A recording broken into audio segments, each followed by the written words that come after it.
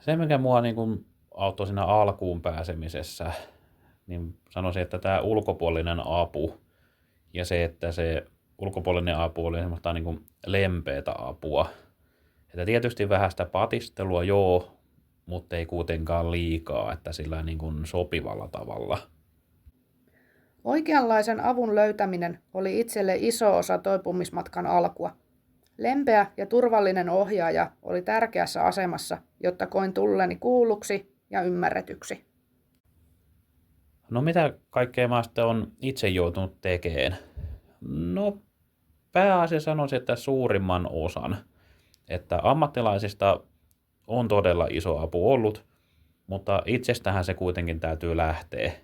Että sen pitää olla se oma motivaatio, että haluaa sitä muutosta asiaan. Olen itse aktiivisesti altistanut itseäni jännittäville tilanteille.